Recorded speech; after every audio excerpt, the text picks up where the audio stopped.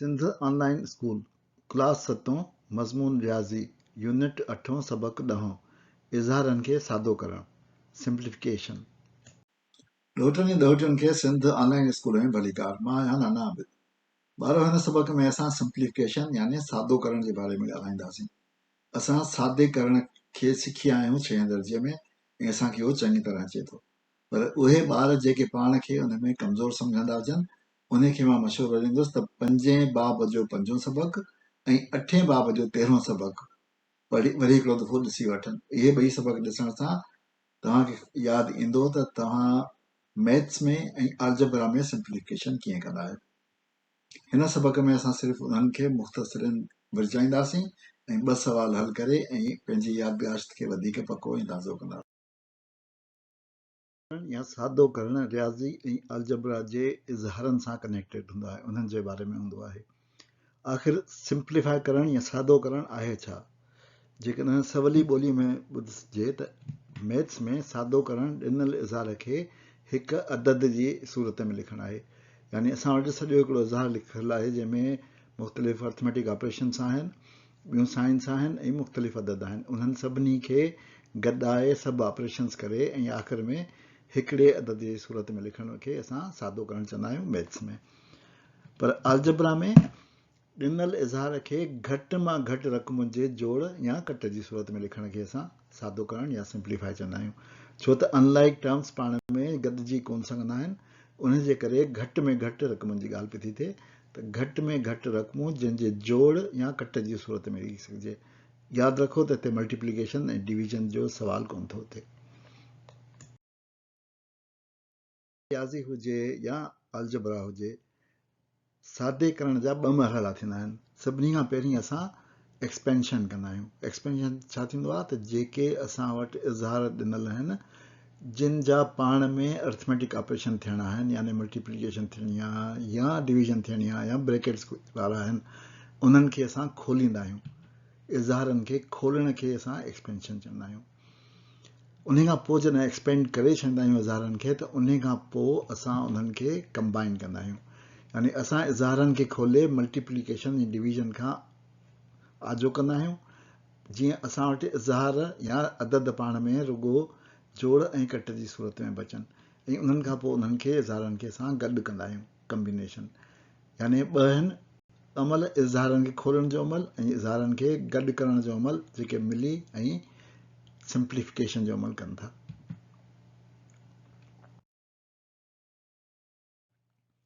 हाणे अचो त असां ॾिसूं त एक्सपेंशन जा कहिड़ा उसूल आहिनि ऐं कम्बिनेशन जा कहिड़ा उसूल आहिनि, जेके असां पढ़ी चुका आहियूं। चयो त एक्सपेंशन यानी खोलण जो अमल ॾिनल इज़हार में रियाज़ीअ जा जेके अमल आहिनि यानी अर्थमेटिक ऑपरेशन आहिनि उन्हनि खे परफॉर्म करण जो अमल आहे। यानी एक्सपेंशन दरअसल असां अर्थमेटिक ऑपरेशन परफॉर्म करे कंदा आहियूं। इहो अमल असां कंहिं हिकिड़े ख़ासि तरीक़े सां या हिकिड़े ख़ासि सीक्वेंस में कंदा आहियूं, जंहिंखे असां बोर्ड मस, जंहिंखे मूं तव्हांखे बदमाश चई यादि करायो हो, उन ऑर्डर में कंदा आहियूं। सभिनी खां पहिरीं ब्रैकेट छॾाईंदा आहियूं। ब्रैकेट में बि हिकिड़ो ख़ासि तरीक़ो हूंदो आहे छॾाइण जो, उहो असां ॾिसंदासीं हाणे। उन खां पोइ ओ सां ऑर्डर हूंदो आहे, उन में या त ऑफ हुजे या अंडर रूट हुजे या पावर हुजे या सघ हुजे, उनखे छॾाइणो हूंदो आहे। उन खां पोइ डी सां डिवीजन आहे यानी वंड कबी आहे। उन खां पोइ एम सां मल्टीप्लिकेशन ज़रब कबी आहे। ए सां एडिशन यानी जोड़ कबो आहे ऐं एस सां सब्ट्रैक्शन या कट कबी आहे। सो बोर्ड मस जे उसूल जे तहत असां एक्सपेंशन कंदा आहियूं।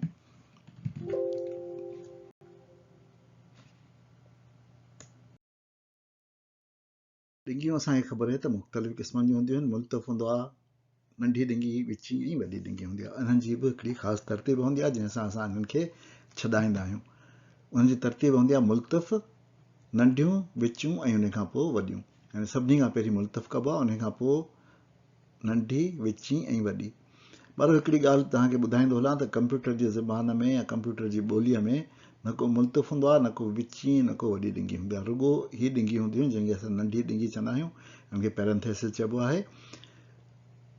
ऐं उन जे करे कंप्यूटर जी ज़बान में कंफ्यूजन खां बचण लाइ हमेशह सभिनी खां पहिरीं अंदरियूं डिंगियूं छॾाइबियूं आहिनि, उन खां पोइ ॿाहिरें तरफ़ वञिबो आहे, यानी जेकी अंदरी डिंगी हुजे उनजे सभिनी खां पहिरीं छॾाइबी आहे। इनर ब्रेकेट्स या इनर पैरेंथेसिस खे सभिनी खां पहिरीं सॉल्व कबो आहे। उन खां पोइ जॾहिं असांखे इहा तरतीब ख़बर पइजी वई त इन तरतीब खे इस्तेमालु करे ऐं असां डिंगियूं छॾाईंदा आहियूं। डिंगियुनि छॾाइण जो तरीक़ो इहो आहे त जेकॾहिं डिंगीअ जे ॿाहिरां जोड़ हुजे त असां डिंगियूं ख़तमु करे सघूं था बग़ैर कुझु कए। ॿाहिरां जेकॾहिं कट आहे त असां सभिनी अंदरुनि रक़मनि जो निशान मटाए, यानी जेके प्लस आहिनि उनखे माइनस करे ऐं जेके माइनस हुजनि उनखे प्लस करे डिंगियूं ख़तमु करे सघजनि थियूं।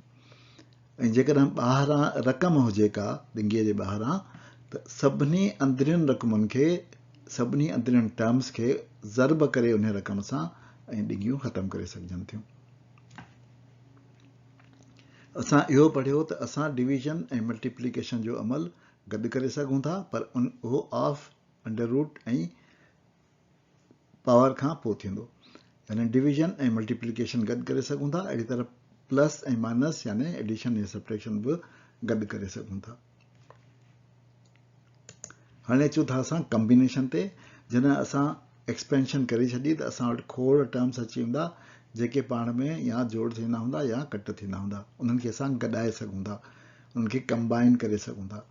असांखे ख़बर आहे त अलजब्रा में रुॻो हिकु जहिड़ियूं रक़मूं यानी लाइक टर्म्स पाण में गॾु करे सघजनि थियूं, ऐं गॾु करण में रुॻो अददी मुंड यानी कोफिशिएंट्स हिसो वठनि था।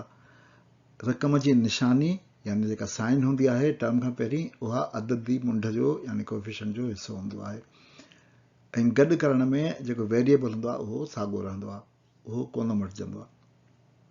हिकिड़ो दफ़ो वरी असां यादि करे वठूं त आख़िर असांजो मक़सदु छा हूंदो आहे सिंप्लीफिकेशन जो। सिंप्लीफिकेशन जो मक़सदु आहे ॾिनल इज़हार खे घटि मां घटि रक़म जी सूरत में लिखणु। प्रैक्टिस या मश्क ख़ातिर असां जेको पहिरीं सवाल हल कंदासीं उहो असांजो एक्सरसाइज़ 8.4 जो क्वेश्चन 1 आहे। 5a minus 2a into bracket 3 plus 4b bracket over, इन खे सिंप्लीफाई करणो आहे। इन एग्ज़ाम्पल खे सिंप्लीफाई करण लाइ असां सभिनी खां पहिरीं डिंगी छॾींदासीं। बोर्ड मस जो उसूल आहे, सो ब्रैकेट सभिनी खां पहिरीं आहे। जेका ब्रैकेट आहे उन में असां वटि लिखियलु आहे ॿाहिरां -2a आहे, उनखे ज़र्ब करणो आहे 3 + 4b सां, यानी -2a ॿिन्ही सां ज़र्ब थींदो, छो त उहो डिंगीअ जे ॿाहिरां आहे। डिंगी खणण लाइ ॿिन्ही सां ज़र्ब करणी पवंदी। यानी असां वटि छा अची वेंदो 5a जीअं जो तीअं रहंदो जेको असां वटि हो 5a। ऐं जॾहिं डिंगी खोलींदासीं त असां वटि अची वेंदो 2a मल्टीप्लाई थींदो 3 सां, -2a आहे, उनजे करे -6a, ऐं -2a जेको आहे उहो 4b सां मल्टीप्लाई थींदो, निशानी असांजी ईंदी माइनस, कोफिशिएंट मल्टीप्लाई थींदा त ॿिचों 8, ऐं बाक़ी असां वटि जेके वेरिएबल्स हूंदा आहिनि उहे आहिनि a ऐं b ॿई रहंदा। हिन मां असां ॾिसंदासीं त असां वटि कहिड़ो टर्म हिक सां ॿिए सां मिलनि था, कहिड़ा टर्म जेके आहिनि हिकु जहिड़ा आहिनि। सो असां ॾिसंदासीं त हीअ ऐं हीअ ॿ लाइक टर्म्स आहिनि, उनजे करे असां हिननि खे पाण में गॾाए सघूं था। यानी हाणे असां कंदासीं अमल कम्बिनेशन जो, गॾाइण जो। गॾाइण जे अमल में हिते थी वेंदो -a, छो त +5 ऐं -6 आहे, ऐं -8ab। अहिड़ी तरह असां ॾिठो त असां हिनखे सिंप्लीफाई करे वरितो, हिन खां वधीक सिंप्लीफाई कोन थी सघंदो, छो त ॿई अनलाइक टर्म्स अची विया असां वटि। ॿियो सवाल जेको असां हल कंदासीं उहो एक्सरसाइज़ 8.4 जो क्वेश्चन 1.4 आहे। हिन में असां ॾिसी सघूं था त असां वटि विची डिंगियूं बि आहे ऐं नंढियूं डिंगियूं बि आहिनि। इहो थोरो पहिरीं खां वधीक कॉम्प्लिकेटेड सवाल आहे। बोर्ड मस जे उसूल जे तहत असां सिंप्लीफिकेशन शुरू कंदासीं ब्रैकेट्स खां।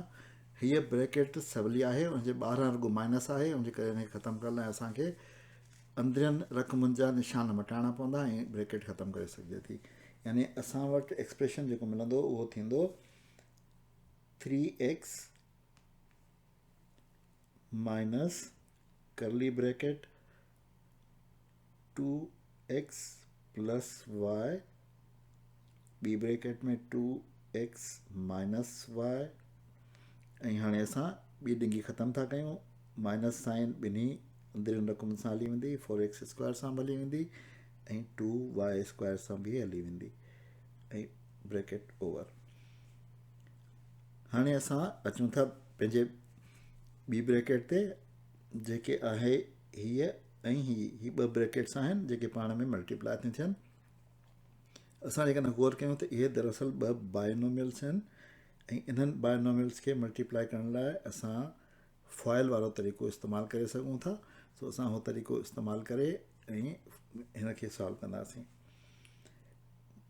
असांजो एक्सप्रेशन थी वेंदो 3x माइनस करली ब्रैकेट अञा आहे, हिन में असां फाइल में 2x खे 2x सां फर्स्ट सां मल्टीप्लाई कंदासीं, उहो थी वेंदो असां वटि 4x²। उन खां पोइ आउटर खे कंदासीं 2x ऐं माइनस वाए खे -2xy, उन खां पोइ इनर y ऐं 2x ॿई प्लस में आहिनि, सो मूं वटि थींदो +2xy, उन खां पोइ लास्ट +y ऐं -y मिलंदो y²।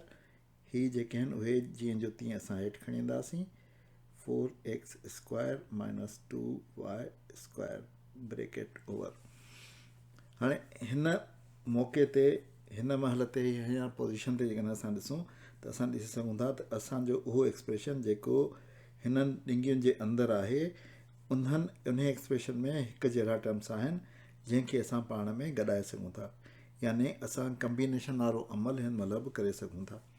सो अचो त असां मार्क कयूं त कहिड़ा एक्सप्रेशन असांजा हिकु जहिड़ा आहिनि। हीउ x² वारो आहे, हीउ बि x² वारो आहे, उन खां पोइ असां वटि हीउ xy वारो आहे, हीउ बि xy वारो आहे, ऐं उन खां अलावा असां वटि जेको एक्सप्रेशन आहे हीउ y² वारो आहे ऐं हीउ बि y² वारो आहे। इन्हनि खे असां पाण में कंबाइन करे सघूं था।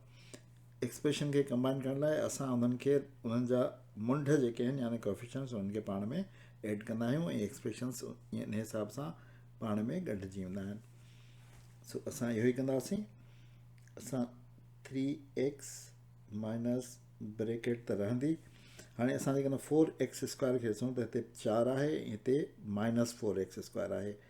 4 - 4 0 थी वेंदो, 0 लिखिबो कोन्हे, 4x² ऐं 4 - 4x² थींदो 0x² ऐं उहो लिखिबो कोन्हे, सो इहे ॿई कटिजी वेंदा। असां हिनखे काटा बि करे सघूं था, क्रॉस आउट बि करे सघूं था, कैंसिल बि करे सघूं था।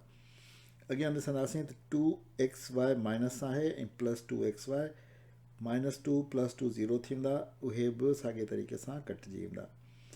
हिते हिकिड़ो हिकु आहे कोएफिशिएंट -1 आहे y² जो ऐं हिते -2 आहे, सो टोटल इहो थींदो -3y²। हाणे असां वटि बाक़ी हीअ ॾिंगी बची आहे, हुनखे छॾाइणो आहे। इन ॾिंगीअ खे छॾाइण लाइ असांखे ॿाहिरि ॾिसणो पवंदो, छा आहे ॿाहिरि माइनस आहे, उनजे करे हिन जी साइन चेंज थींदी ऐं असांजी ॾिंगी छॾाइजी वेंदी, यानी असां वटि एक्सप्रेशन ईंदो माइनस ऐं माइनस प्लस थी वेंदो, छो त साइन चेंज करिणो आहे, ऐं 3y²। अहिड़ी तरह असां हिन एक्सप्रेशन खे ॾिसंदासीं त वधीक सिंप्लीफाई कोन थींदो, छो त हीअ ॿई टर्म्स अनलाइक आहिनि, उहे पाण में वधीक कोन मिली सघंदा ऐं हीअ असांजो आंसर थींदो।